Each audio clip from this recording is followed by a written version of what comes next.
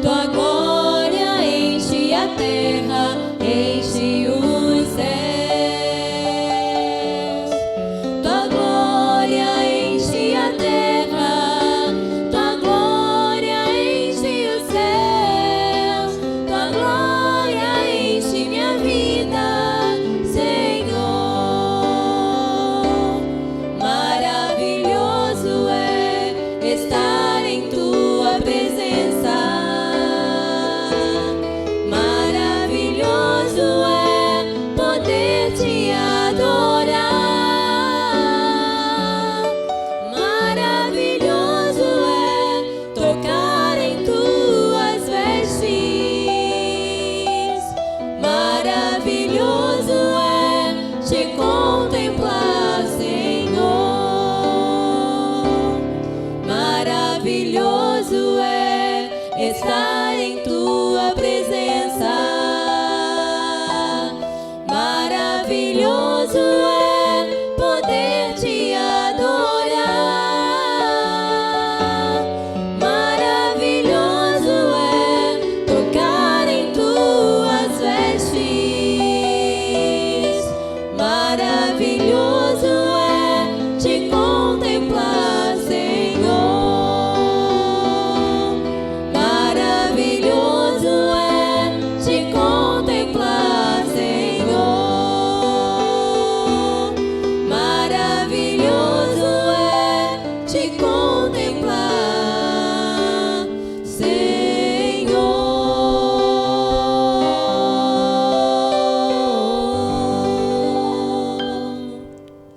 Uma boa noite a todos. Nós somos a Igreja Presbiteriana do bairro de Porto de Santana. Nosso endereço é Rua Gabino Rios, número 56. Os nossos cultos regulares em época de não pandemia. Terça-feira, reunião de oração às 19h30.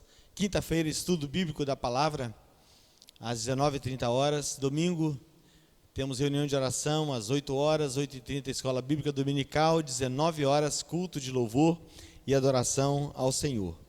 A primeira semana de cada mês é semana de oração, de segunda a sexta-feira, temos reunião de oração aqui na nossa igreja. Temos uma congregação no bairro de Nova Rosa da Penha 2, lá os trabalhos acontecem aos domingos, 9h da manhã, escola bíblica dominical, e à noite, 19h30. Quarta-feira, estudo bíblico da palavra. Sexta-feira, culto nos lares. Lá também, na primeira semana de cada mês, é reunião de oração, todos os dias. Nessa introdução, eu gostaria de ler com os irmãos livro de Jó, capítulo 14, versículos 1 e 2. Jó 14, versículos 1 e 2. Diz assim a palavra: o homem nascido de mulher vive breve tempo, cheio de inquietação. Nasce como a flor e murcha, foge como a sombra e não permanece. Esse texto fala da realidade da vida, embora de uma maneira muito dura, mas é uma realidade da vida, da existência humana.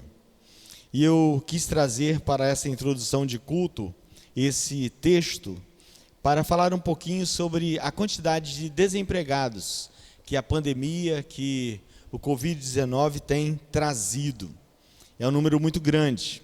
E eu estava ouvindo hoje na rádio a respeito da forma desumana, às vezes, que algumas pessoas estão sendo comunicadas do seu desemprego, do seu afastamento do trabalho.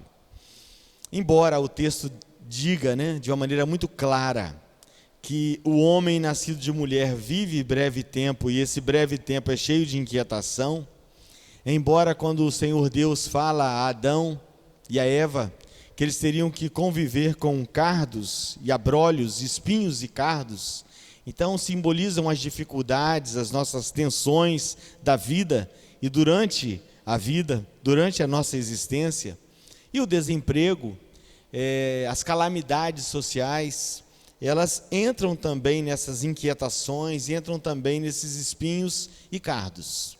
Mas eu gostaria de chamar a atenção daquele empregador, daquela empresa que está desempregando. Claro que às vezes existe de fato a necessidade que isso aconteça. Eu tenho me preocupado muito também com as empresas, muito especialmente com os pequenos empresários, a dificuldade que está sendo em pagar aluguel, enfim.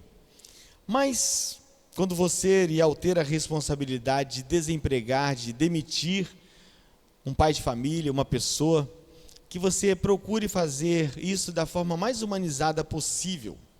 Hoje eu ouvi de pessoas que foram desempregadas a partir de um e-mail. Foram comunicadas do seu desemprego, do seu afastamento do trabalho, a partir de um e-mail, a partir do grupo da empresa, né, no WhatsApp, grupo da empresa. Então, assim, use demais humanidade. Mas a você que trabalha, você que é um profissional, mas que nesse momento se encontra, que faz parte desse número de desempregado. Então, qual é o conselho? Qual o conselho que nós daríamos? Primeiramente, esse é um momento de luto, né? É o momento de você repensar, é o momento de você sofrer de fato essa dor.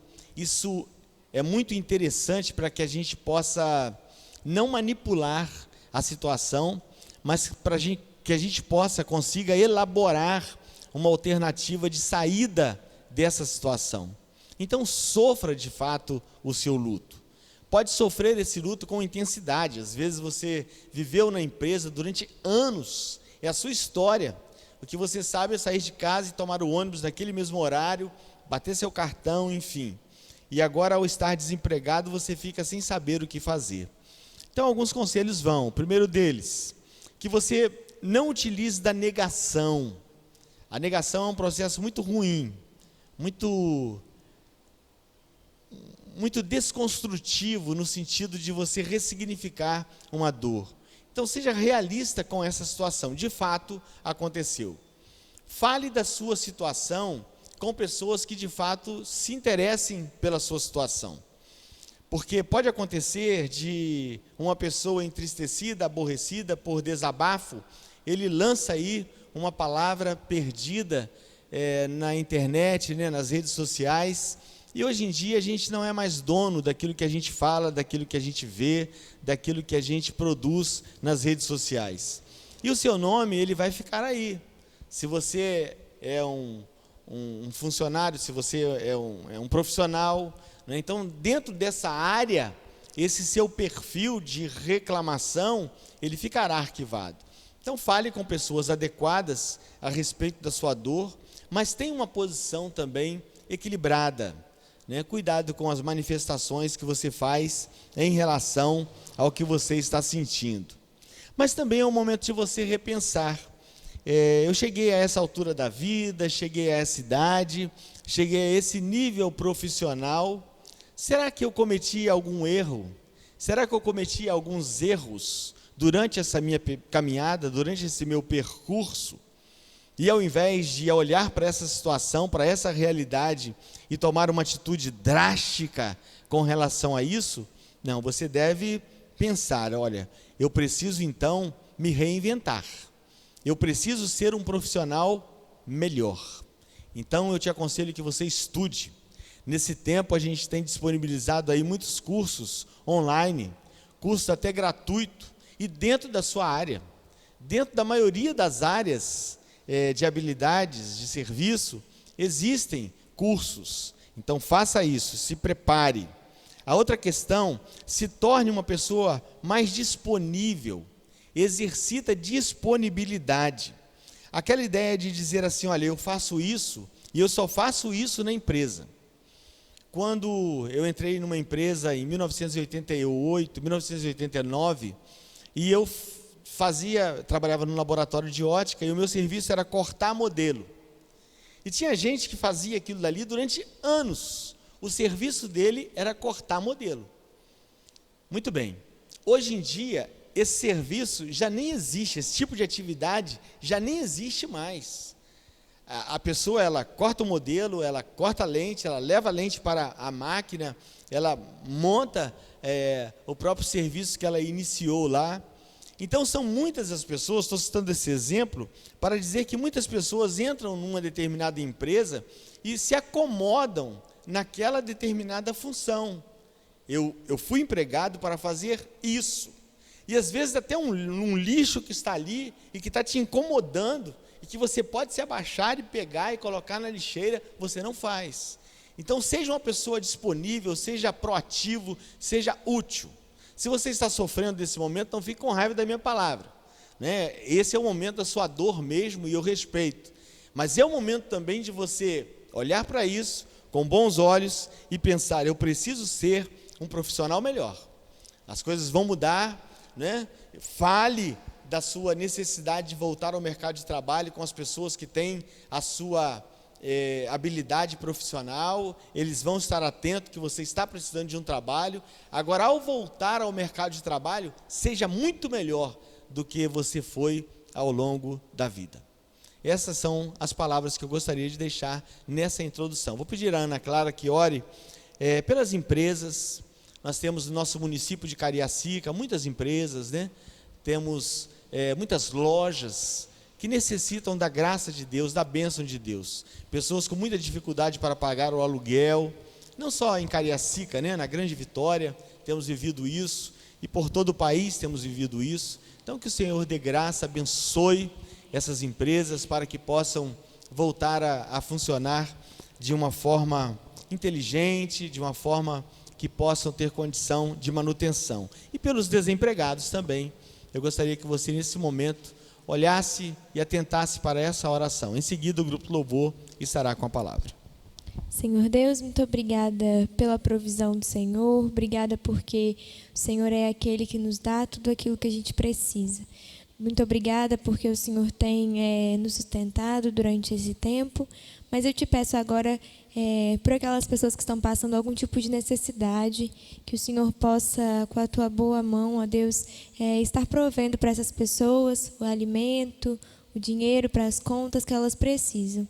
Te peço por aqueles que estão desempregados, para que essa situação, ó Deus, não dure muito tempo, que em breve eles possam receber uma proposta e possam, ó Deus, voltar ao mercado de trabalho, voltar ao seu trabalho.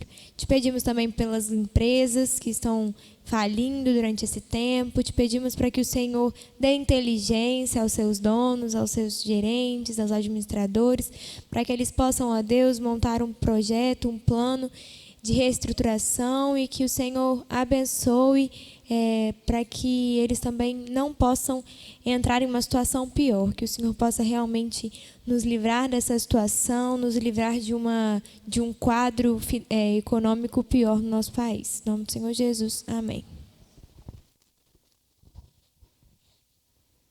Boa noite. A mensagem de hoje, né, vai ser uma continuação da do domingo passado sobre o céu. E a Bíblia nos diz que nós não alcançamos o céu e a salvação por nossos próprios méritos, né? É tudo por Deus, é pela graça de Deus, né, que tem o poder para salvar as nossas vidas e para nos levar ao céu. Nós vamos cantar uma canção sobre isso agora.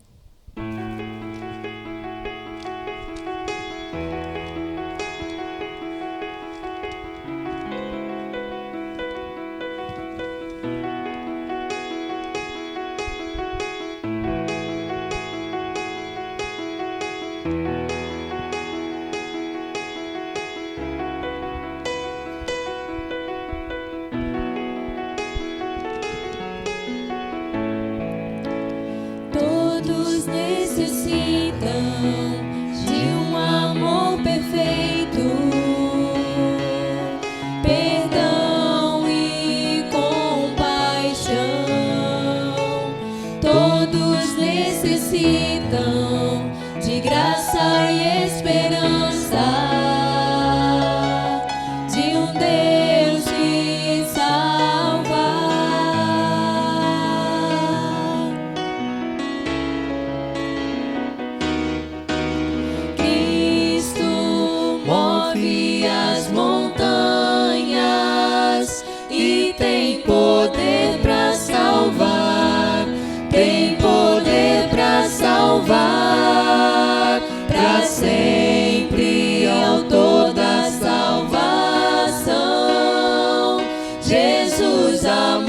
morte venceu, sobre a morte venceu.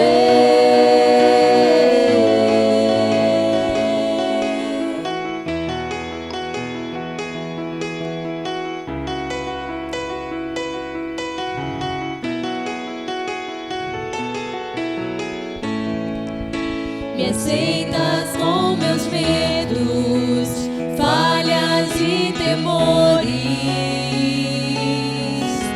Enche o meu viver, a minha vida entrego pra seguir teus passos.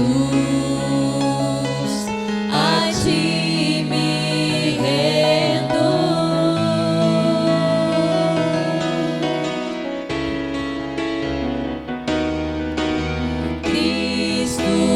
Move as montanhas e tem poder para salvar, tem poder para salvar, para sempre autor da salvação.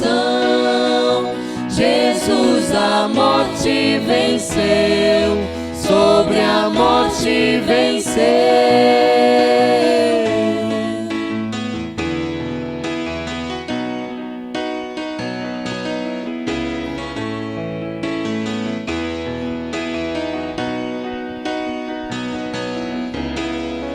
Passa o mundo, vê brilhar a luz. Cantamos para a glória do Senhor Jesus Cristo. Possa o mundo ver brilhar a luz. Cantamos para a glória do Senhor Jesus Cristo. Move as montanhas e tem poder para salvar, tem poder para salvar, para sempre autor da salvação. Jesus a morte venceu, sobre a morte venceu.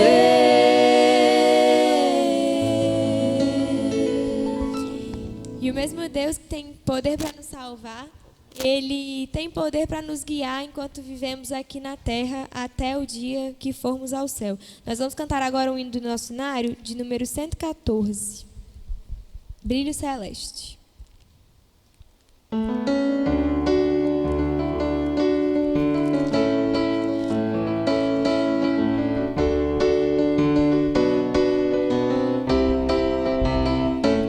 Peregrinando por sobre os montes e pelos vales, sempre na luz, Cristo promete nunca deixar-me. Eis-me convosco, disse Jesus.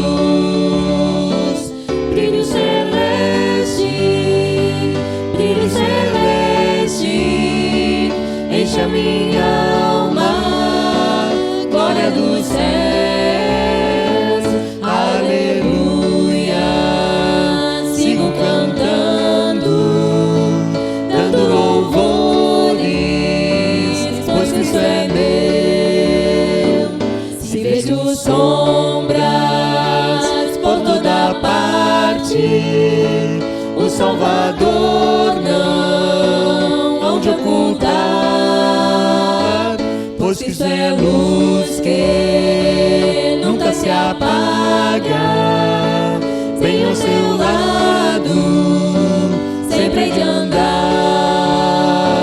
Brilho celeste, brilho celeste, enche a minha alma, glória do céu, aleluia. Sigo cantando, dando louvores, pois Cristo é meu. A luz bendita me vai guiando em meu caminho,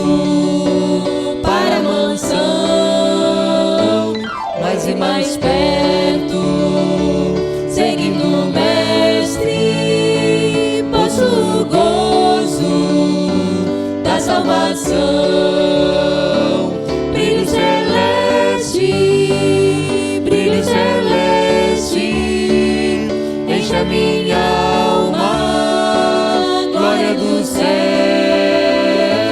aleluia.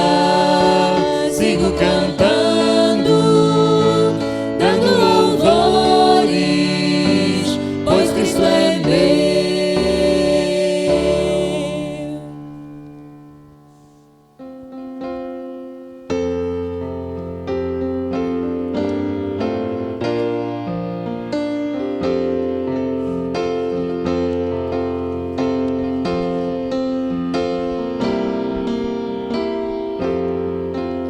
Esse mundo jamais pode me separar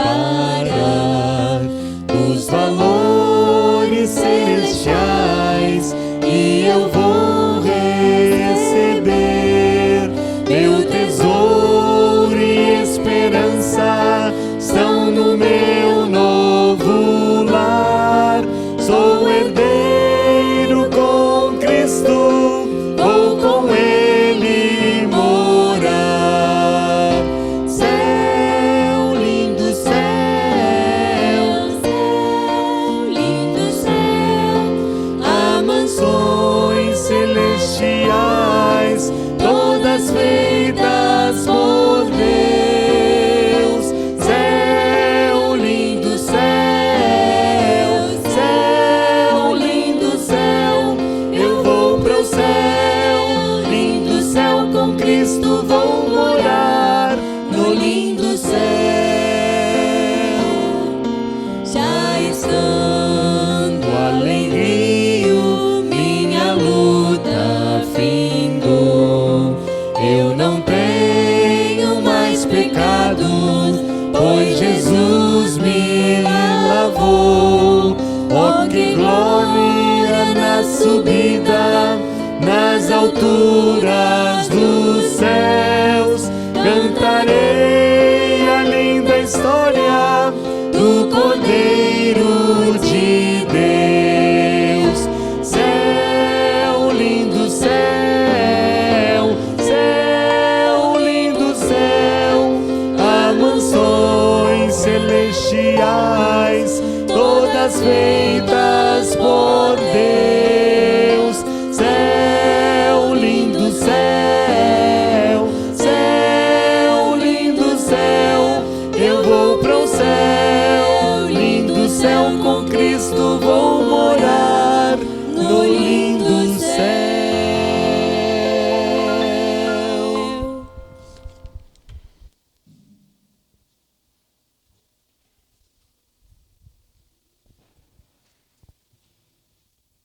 Boa noite a todos. Eu saúdo a amada igreja com a graça e a paz de nosso Senhor Jesus Cristo.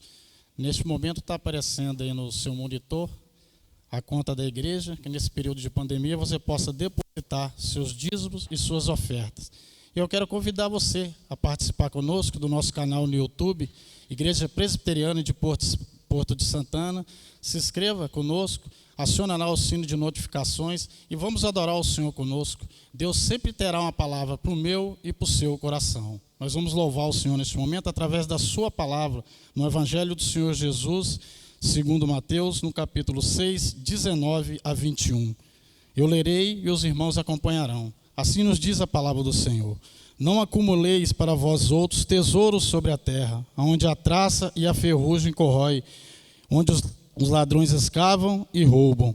Mas ajuntai para vós os tesouros no céu, onde a traça nem a ferrugem corrói, onde os ladrões não escavam e nem roubam. Porque onde está o teu tesouro, aí também estará o seu coração. A palavra do Senhor, ela é verdade plena, total e absoluta para nossas vidas. Não adianta nós aqui nessa terra acumular tesouro, querer guardar dinheiro, bens materiais, que nós não vamos levar nada disso para a eternidade. O céu será assim, um lugar de adoração, exaltação e glorificação eterna ao nosso Deus.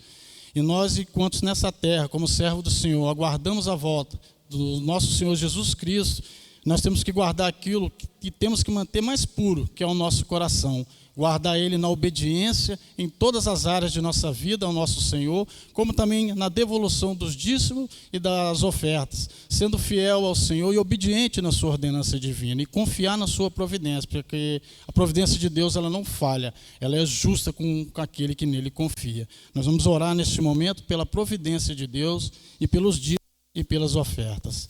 Oremos. Senhor, nosso Deus e Pai, nós te louvamos, ó Pai. Sobretudo sobre teu infinito amor e a tua graça sobre nossas vidas, ó Pai. Muito obrigado, ó Pai. Obrigado pela tua fidelidade, porque a fidelidade do Senhor é um atributo do Senhor mesmo, porque o Senhor é fiel consigo mesmo. E dentro dessa fidelidade, ó Pai, o Senhor é provedor e providente, ó Pai, em nossas vidas. E nós te louvamos por isso, ó Pai. Obrigado por todo o cuidado, por todo o zelo com cada um de nós, ó Pai. Muito obrigado mesmo, ó Pai. Eu quero te agradecer neste momento, ó Pai, porque mesmo em tempos de pandemia, nós podemos ter o aprendizado da palavra do Senhor de forma virtual, escola dominical, oração, estudo da palavra, esse momento de louvor e adoração ao santo nome do Senhor.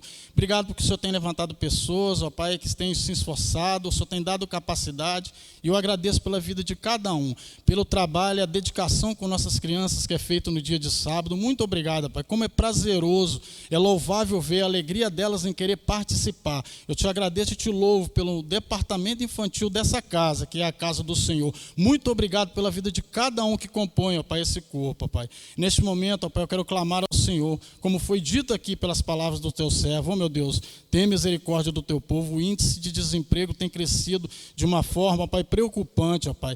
Tenha misericórdia, estenda suas mãos sobre o seu povo, ó Pai, o nosso clamor neste momento. Tantos são os desempregados que estão perdendo os seus empregos, os autônomos, ó Pai, que carecem de emprego, os pequenos empresários. Tenha misericórdia, Pai, dê o sustento necessário, porque nós sabemos que o verdadeiro e único sustento é aquele que vem do Senhor para nossas vidas, ó Pai. Eu quero te agradecer pela vida, que nossas vidas pertencem ao Senhor, pelos aniversariantes, a qual o Senhor agraciou no decorrer da semana, a pequena Lara, ó Pai, a Josi Roncetti, a Márcia Pontes, ó Pai, a Dona Iracilda. Muito obrigado pela vida deles e todos neste mundo que o Senhor agraciou com essa bênção do dom da vida, ó Pai. Desejo do meu coração que o Senhor continue abençoando a vida de cada um, ó Pai, fazendo deles contados e presenciados na presença santa do Senhor Jesus, ó Pai. Obrigado, ó Pai, que mesmo em tempos de pandemia, o Senhor tem sustentado o teu povo e a sua igreja, ó Pai, ele tem sido fiel na devolução dos dízimos e das ofertas. O meu pedido ao Senhor é que o Senhor continue abençoando, abrindo a janela do céu em todas as áreas, ó Pai, de sua vida, conforme a boa e perfeita e agradável vontade do Senhor, ó Pai, principalmente na área financeira, por esse período que nós passamos. Cuida do teu povo, ó Pai. Muito obrigado por tudo. Nós temos a certeza que esse tempo vai passar, porque o tempo do Senhor ele é mais que perfeito, porque o Senhor é o dono de tudo. E quando assim o Senhor quiser, Pai, passará e a sua igreja estará aqui, ó Pai, na tua casa, diante da tua presença, para louvar, bendizer, adorar o teu santo nome, porque somente o Senhor é merecedor de toda a honra, de toda a glória e de todo o louvor. Essa oração, Senhor, eu te faço no nome santo do teu Filho amado Jesus Cristo, o nosso Salvador. Amém.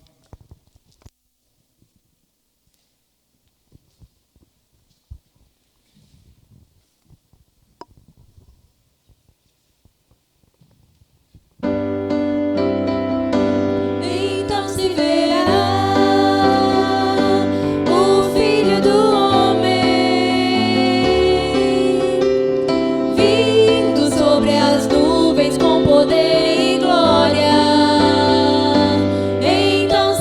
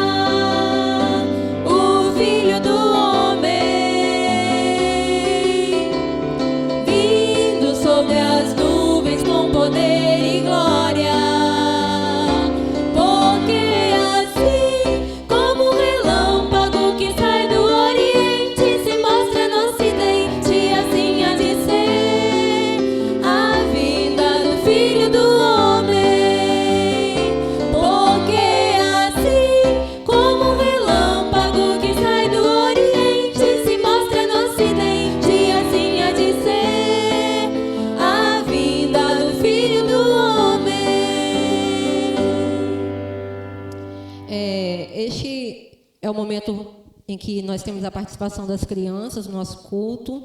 Como atualmente nós não estamos podendo ter todas elas aqui, hoje nós vamos estar representando as crianças através do Heitor, e ele vai estar cantando conosco agora.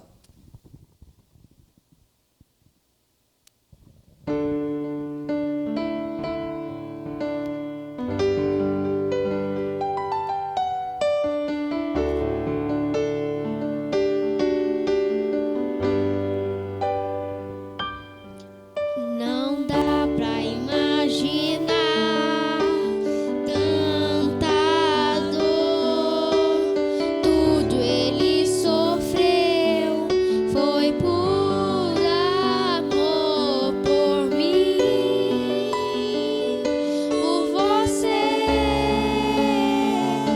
por mim, por você. Porque Deus amou o mundo de tal maneira que enviou seu único filho, para que todos que nele crê não pereça, mas tenha vida eterna. Mas tenha vida eterna. Porque Deus amou o mundo de tal maneira que enviou seu único filho, para que todo que nele crê não pereça, mas tenha vida eterna. Mas tenha vida eterna.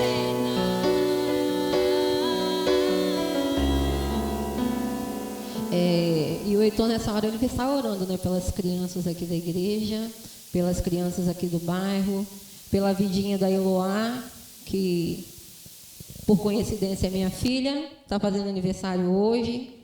E ele também vai estar agradecendo a Deus pela vida dela. Deus eterno Pai, clamo pelo poder que há no sangue de Jesus, que você abençoe as crianças da igreja, as crianças do bairro, as que passam por inferno, que pedimos por uma bênção, que você cuide delas nesse tempo de dificuldades, pedimos uma bênção, que você traga a nossa rotina escolar de volta, nossa rotina de sempre estar presente na casa do Senhor, que você abençoe o lar que faz aniversário. Em nome de Jesus, amém.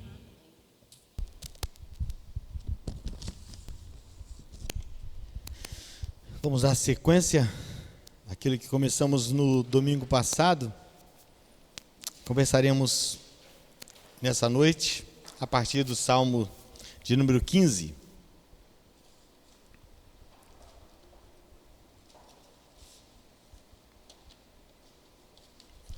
Salmo de número 15. Diz assim a palavra: Quem, Senhor, habitará no teu tabernáculo? Quem há de morar no teu santo monte?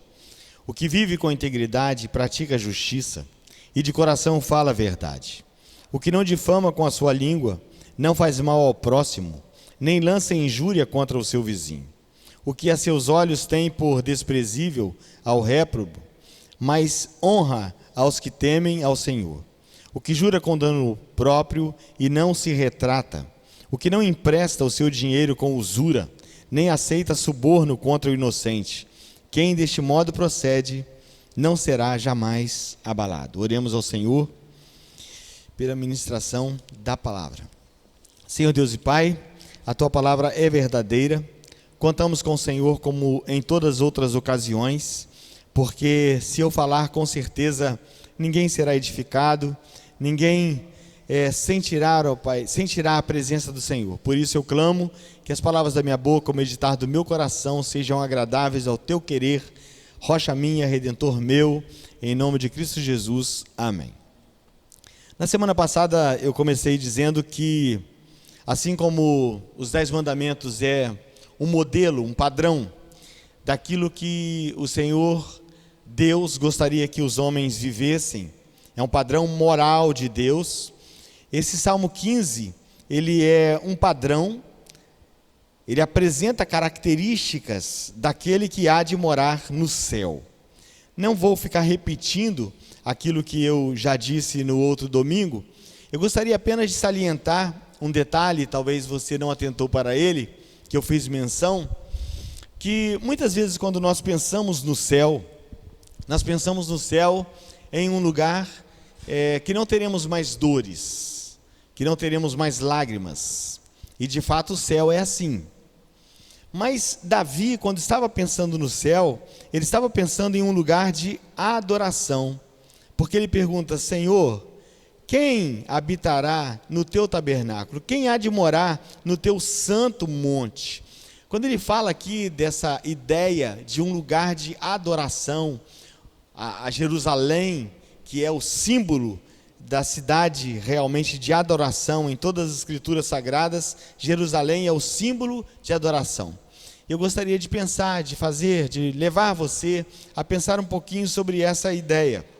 A necessidade que você tem, que eu tenho, que nós temos, de pensar no nosso Deus como alguém que merece a nossa adoração. Quando Jesus ele fala à mulher samaritana, ele deixa bem claro que o Pai não procura trabalho. O Pai não procura o serviço de adoração, mas o Pai procura adoradores que o adorem em espírito e em verdade. Então o céu é um lugar para quem não está tão satisfeito com a política desse mundo. O céu é um lugar que não está tão satisfeito, para quem não está tão satisfeito com a justiça social deste mundo. E o céu é um lugar para aqueles que também têm em seu coração, têm em sua alma, o anelo, o anseio de adorar ao Senhor. A pessoa, por exemplo, que não tem interesse de adorar ao Senhor, o céu não é uma cidade adequada para ela, porque o céu será um lugar de adoração. Às vezes a gente ouve pessoas falando a respeito do céu, e com ar profano, dizem assim: o céu deve ser um lugar chato, o céu deve ser um lugar cansativo. Imagina você ficar o tempo todo cantando. Muito possivelmente o céu não será um lugar de o tempo todo cantando, mas muitos serão os momentos que nós teremos a oportunidade de cantar, de louvar, de enaltecer o nome do Senhor Deus. E aquele que não tem esse interesse, aquele que não se sente bem no ofício da adoração, realmente o céu não é uma cidade, não é um lugar que está esperando esse sujeito. E nesta noite eu continuarei falando sobre algumas características do cidadão do céu. Além de adorador, ele também é alguém que beneficia as pessoas com a sua língua. Ele é uma pessoa que não mata as pessoas com a sua Ele não mata as pessoas com a sua língua, ele não mata a reputação das pessoas. Davi, ele, em vários momentos, ele faz menção disso, né? De pessoas que falavam contra ele, de pessoas que levantavam falsos testemunhos contra ele. E ele aqui está fazendo menção de que o céu é alguém que beneficia as pessoas com a sua língua. É bem verdade, Tiago faz menção disso nas escrituras sagradas, que aquele que consegue dominar a sua língua é um homem sábio. Ele apresenta duas figuras de linguagem. Ele diz que a língua é como uma labareda de fogo, uma pequena labareda de fogo, que pode incendiar uma floresta inteira. Ele diz também que a língua é como veneno mortal. Então, é muito perigoso lidar com a língua. E é muito perigoso lidar com a língua sem responsabilidade.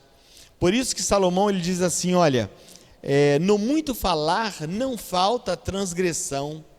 É muito necessário que você exercite o dom e a capacidade do silêncio, de refletir.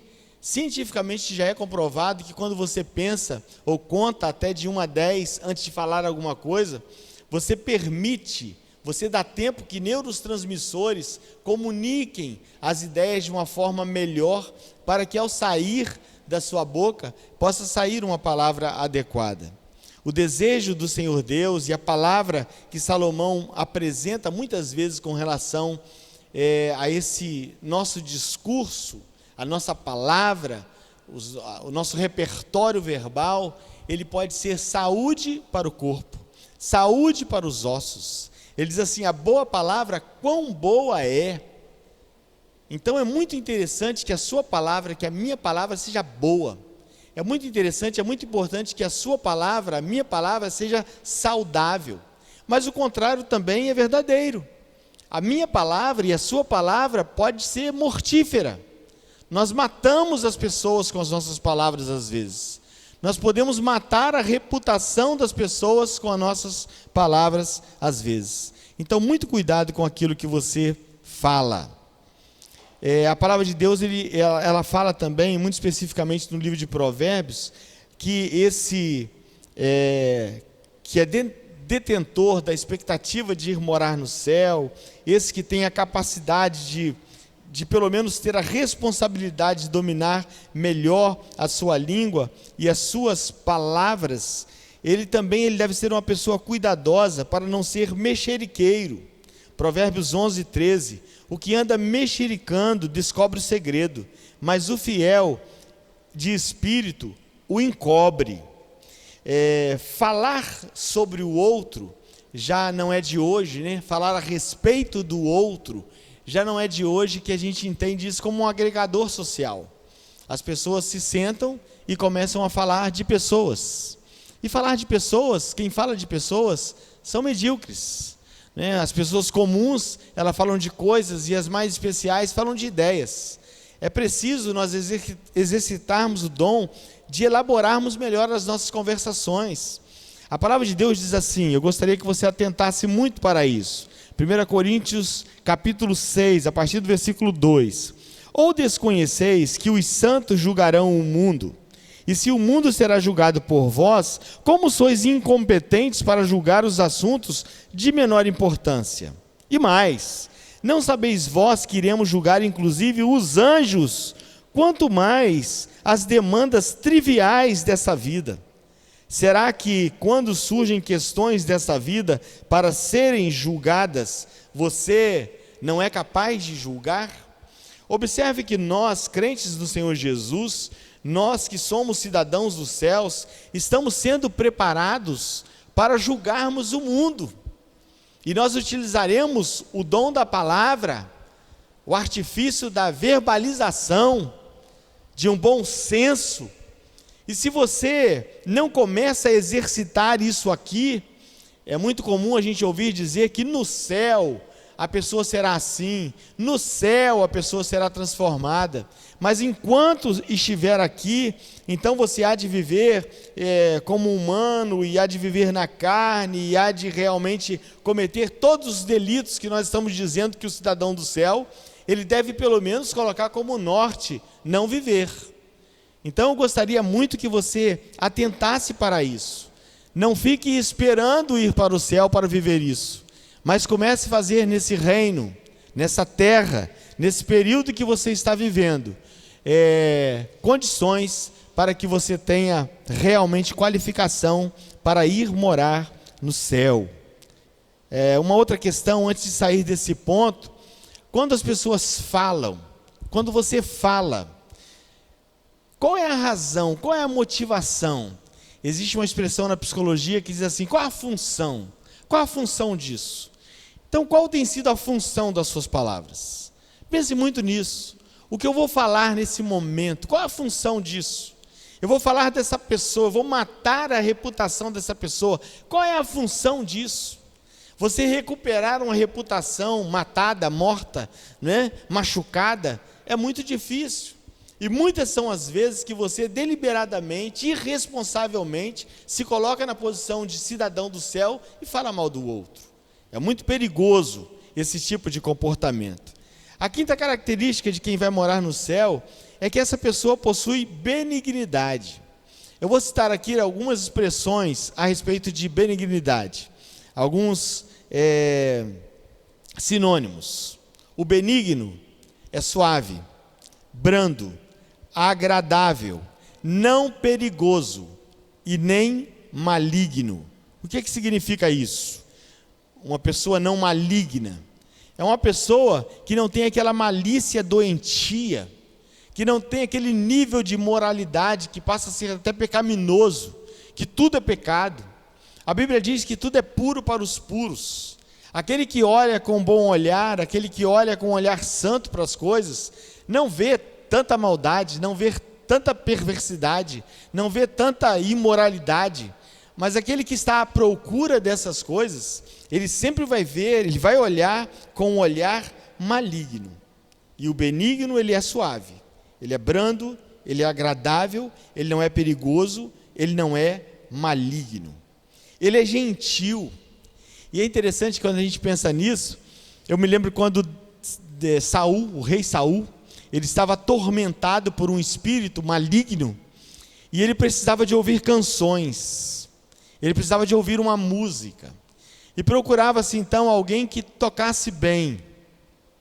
E aquela pessoa que apresentou Davi, disse o seguinte: olha, lá na casa de Jessé tem um rapaz que é de gentil presença. Eu gostaria de chamar a sua atenção nessa oportunidade também. Você que é crente no Senhor Jesus, você que está olhando para esse texto, está querendo se identificar como alguém que não faz mal ao seu próximo, como alguém que é benigno, como alguém que é suave, como alguém que é brando, como alguém que é de gentil presença. A sua presença é gentil? A sua presença faz bem aos ambientes? Quando você falta do trabalho, por exemplo, a sua presença é notada como uma falta significativa? Você leva paz onde você está? Ou a sua presença é aquela presença pesada, é aquela presença que desgasta, é aquela presença que cansa, é aquela presença que cria mal-estar no ambiente? O crente no Senhor Jesus, ele possui uma presença suave, uma presença gentil. O crente no Senhor Jesus, o que é benigno, ele não chega fazendo questão da sua própria presença. Observe bem isso. O benigno, ele não faz questão, ele não faz notícia, ele não traz alarde a respeito da sua chegada. O Senhor Jesus deu provas assim, sem ser, e com exceção do momento dele entrar em Jerusalém como rei, montado em um jumentinho, sempre a presença do Senhor Jesus era discreta. Às vezes ele não era nem percebido. Ele saía do local sem que ninguém visse. Uma ocasião quiseram matar o Senhor Jesus com pedras, ele saiu dali de uma maneira tão suave, tão serena, tão benigna, tão branda, tão agradável, porque ele não era um homem perigoso. Nada de maligno existia nele, apenas gentileza, suavidade. E ele faz um convite: aprendei de mim, que sou manso e sou humilde de coração. Então pare de soltar fogos em sua própria homenagem. Seja leve, seja suave, seja benigno. Deixe de ser uma pessoa espalhafatosa.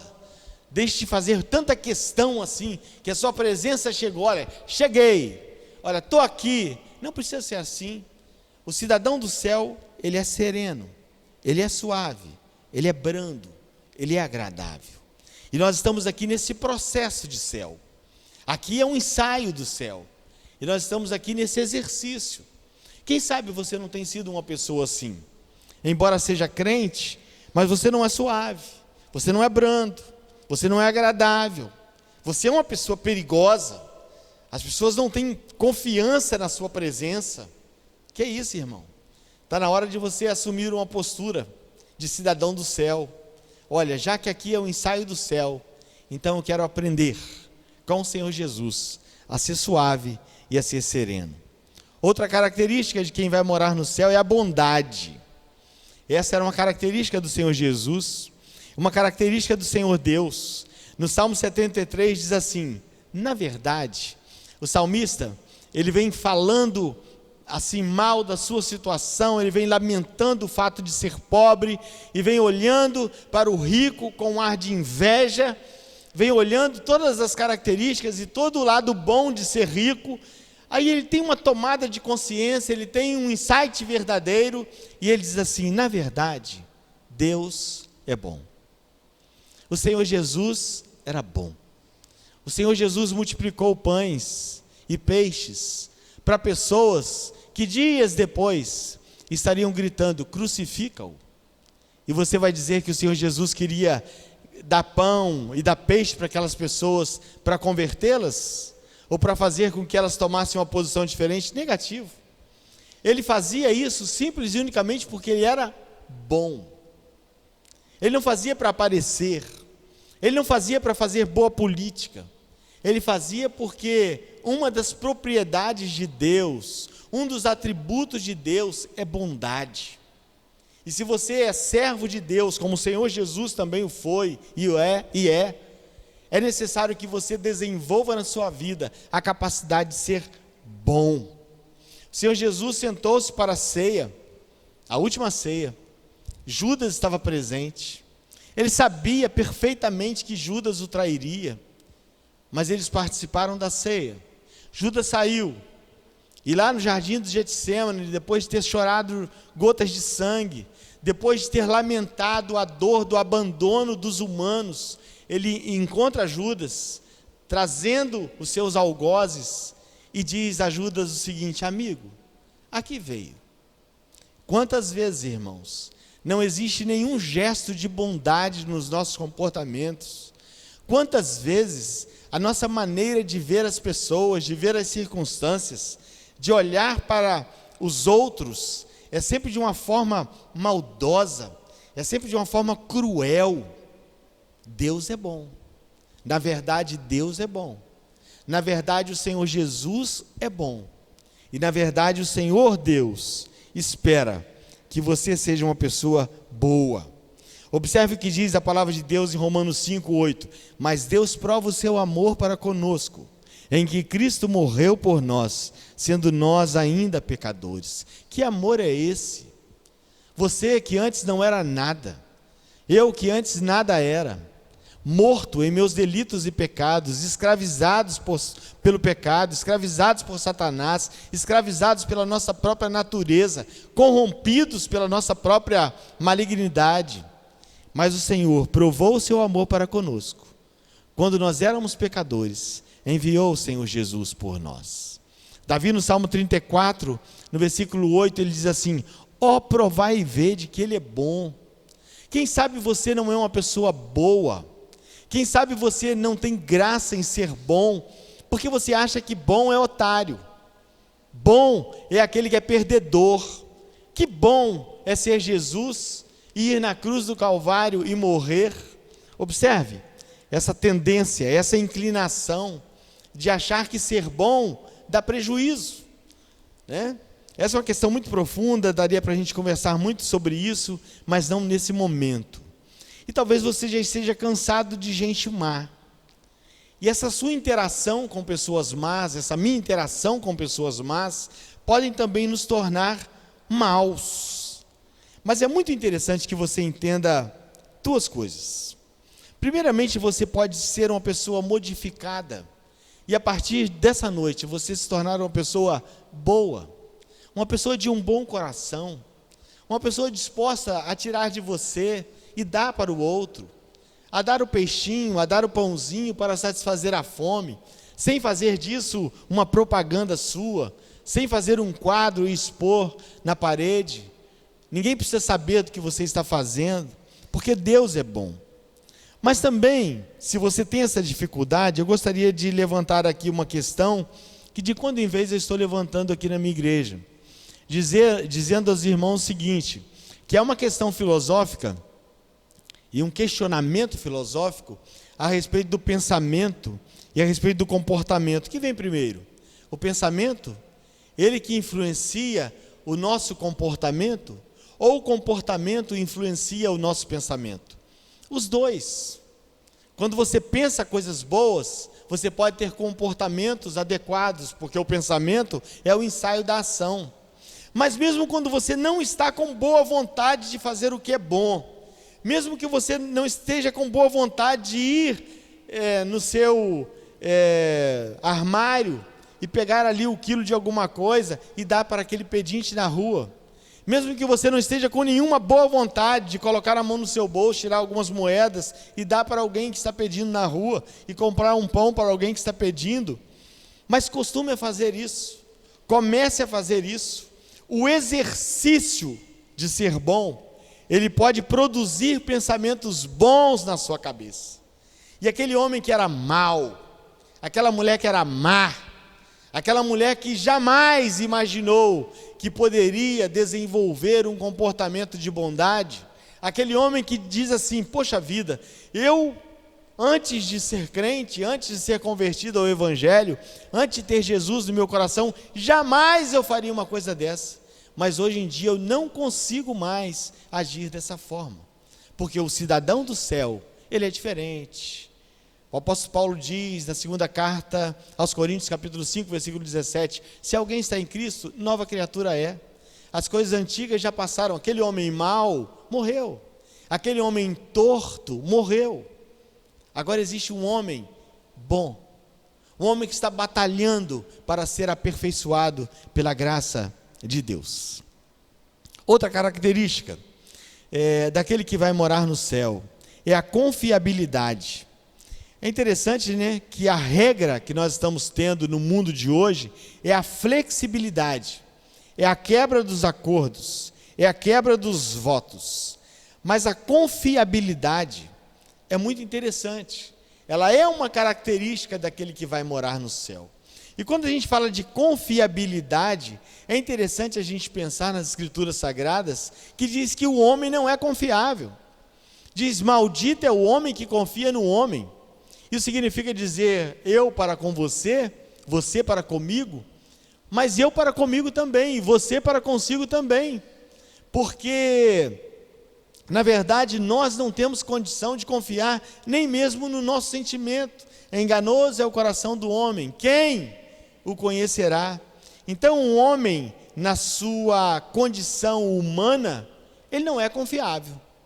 Mas quando ele tem o seu encontro com o Senhor Jesus, então aquele homem que não tinha o hábito mais de pagar as suas contas, aquele homem que não tinha mais o hábito de falar e cumprir, aquele homem que não tinha mais horário para as coisas, aquele homem que não tinha palavra, ele passa a ter, porque ele tem um compromisso genuíno com quem é confiável. A Bíblia diz assim: mesmo que você seja infiel, o nosso Deus, ele permanecerá fiel. Então, o céu de um Deus confiável, uma nova Jerusalém, onde um Senhor Jesus será a lâmpada para essa cidade, e ele é confiável, porque ele tinha prazo, ele tinha cumprimento das coisas, o que ele falava podia acreditar, porque ele cumpria. Não cabe uma pessoa inconfiável. É preciso que você comece a exercitar confiabilidade. Se você quer ser um cidadão do céu, exercite confiabilidade. O mesmo esquema do pensamento e comportamento que eu usei no outro tópico serve também para a confiabilidade. Comece a cumprir os seus prazos. Comece a ter responsabilidade com os seus prazos. Comece a ter responsabilidade com as suas contas. E você com certeza vai ver que é muito interessante, é muito legal você ser uma pessoa de confiança. Generosidade é uma outra característica que o salmista ele apresenta nesse texto. E generosidade aqui no hebraico é o contrário de cobiça, é o contrário de inveja, né? E é muito interessante que a gente considere um pouco essa questão da generosidade, da necessidade que nós temos de não ser pessoas assim, que olhem para as coisas do outro, porque esse termo, né, essa conotação de generosidade para o nosso português tem uma ideia diferente, né, vai mais para o lado da bondade, mas aqui o que significa é isso, é o contrário de cobiça, é o contrário de inveja, é você não olhar para o que é do outro e querer, olhar para o que é do outro e achar que só existe beleza naquilo que é do outro, que o seu não presta. O presbítero Samuel, quando chegou aqui, eu olhei para o sapato dele e perguntei: seu sapato é novo? Gostei do sapato do presbítero. E admirar o que é do outro é uma coisa, Você achar legal o carro do outro é uma coisa. Você ir na sala de um irmão e ver uma televisão de 54 polegadas, que é o meu sonho de consumo, e achar interessante, que é bonita, é uma coisa. Agora você passar a cobiçar aquilo, a ter inveja daquilo, aí já é pecaminoso. Já não tem nada a ver com generosidade. E eu aproveito aqui a oportunidade para dar uma dica. Se você não quer ser uma pessoa invejosa, você pratique o hábito da admiração. Olhe para a coisa do outro e admire realmente. Olhe para a habilidade do outro e admire. Admire sem inveja. Admire sem cobiça. Admire com um ar de contemplação. Como é bonito aquilo, né? Sem aquele ar de... Algumas pessoas que têm uma ideia, e eu nem vou aqui discutir essa questão também, de que tem gente que tem um olhar tão seco, né? Que quando passa, olha uma planta, por exemplo, bonita na casa da vizinha, e aquela planta seca. Não vamos entrar no mérito da questão, né? Se isso é superstição, o que vem a ser isso. Mas tem pessoas que têm essa força, essa carga de olhar para o que é seu e querer o que é seu.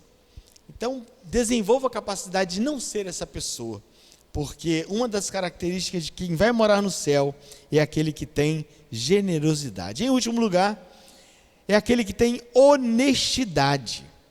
Aquele cidadão do céu tem honestidade. Rui Barbosa, ele disse que chegaria um tempo, que os homens teriam vergonha de ser honesto. É muito interessante, lá no Rio de Janeiro existem alguns lugares, né? Não só no Rio de Janeiro, mas em outras comunidades também, em outros locais, existem pessoas assim, que trapaceiam, por exemplo, com relação à luz, à conta de luz. E aí, quando muita gente tem, por exemplo, aquele artifício que faz com que não pague a luz totalmente, ou não pague nada da energia elétrica. E eu me lembro de algumas conversas assim, em padaria, enfim, onde alguém dizia assim: eu pago a luz. Ele era chamado de bobo. Mas você é bobo ao fazer isso. Mas se é um cidadão do céu, ele precisa cumprir isso. Ele precisa ser honesto. O profeta Jeremias, ele disse assim: haverá um tempo que o homem... Rui Barbosa disse, né? Que chegará o tempo que o homem sentirá vergonha de ser honesto. E Jeremias, o profeta, o homem de Deus, ele diz que chegaria o tempo que o homem não saberia nem do que mais se envergonharia. O homem perderia a vergonha. Então, não ter palavra, não ser generoso, ser invejoso, não ser honesto, faz parte da prática da vida. Parece que a regra é ser desonesto, a exceção é ser honesto. Quando uma pessoa, por exemplo, encontra um dinheiro que não é seu, e encontra a pessoa e vai devolver, muitas são as pessoas que dizem: que sujeito bobo, por que ele foi fazer isso? É estranha essa atitude dele, porque esse ato de honestidade é algo que está em desuso, é algo que está démodé. E é interessante que falar isso e salientar essa questão da honestidade, que nós, o povo brasileiro, somos rotulados como pessoas assim que sempre tem um jeitinho, né? E sempre temos um jeitinho, inclusive, para a corrupção. E por isso nós temos burocracia, nós criamos a burocracia, e a burocracia ela passa a ser uma âncora para a corrupção, enfim. Mas o fato de você ser brasileiro não significa dizer que você tenha que ser desonesto, porque você é um cidadão do céu.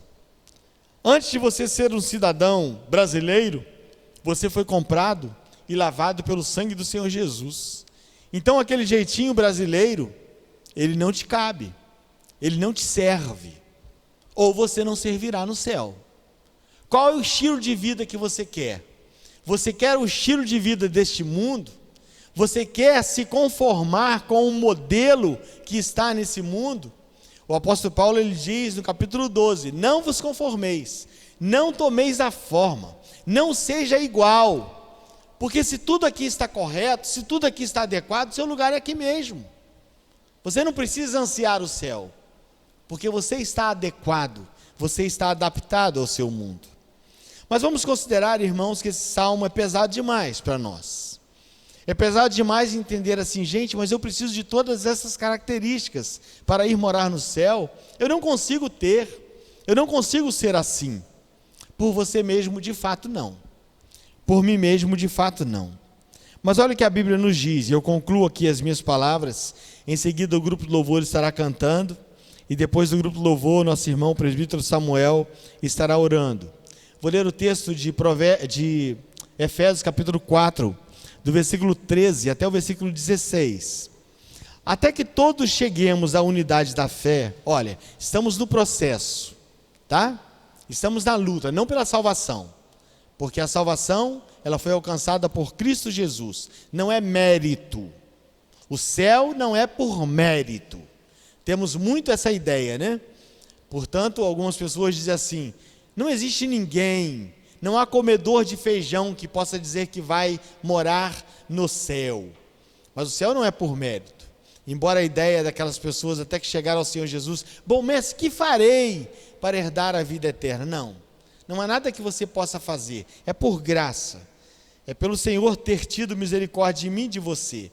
Mas a partir do momento que você é um chamado para a pátria celestial, então você tem que buscar essas qualificações. Você tem que buscar as características de um cidadão do céu. Como? E aí o apóstolo Paulo vai te mostrar. Efésios 4, versículo 13.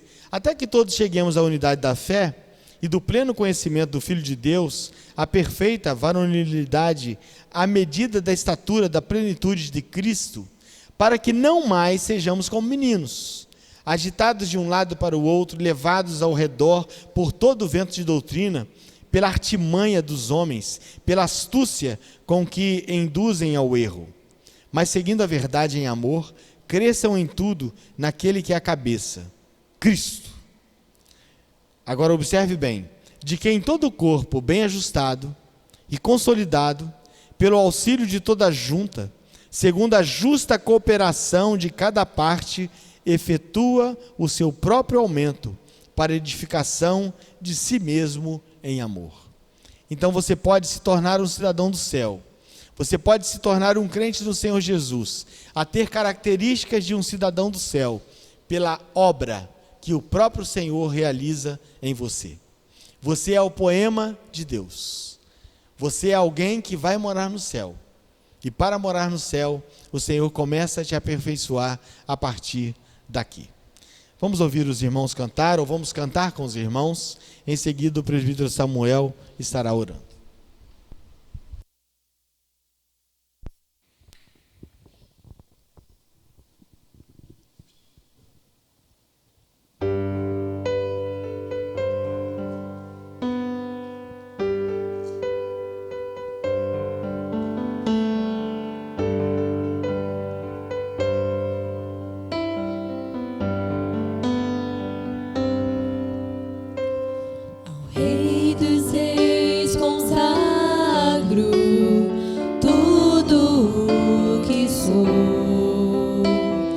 Gratos louvores transborda o meu coração.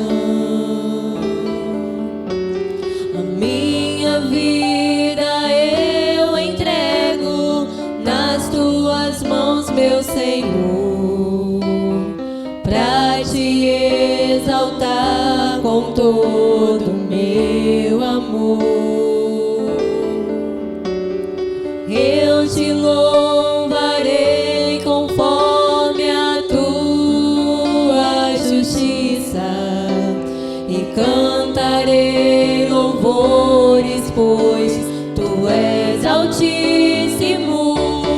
Celebrarei a ti, ó Deus, com meu viver. Cantarei e contarei as suas obras, pois por tuas mãos foram criados terra, céu e mar e todo ser.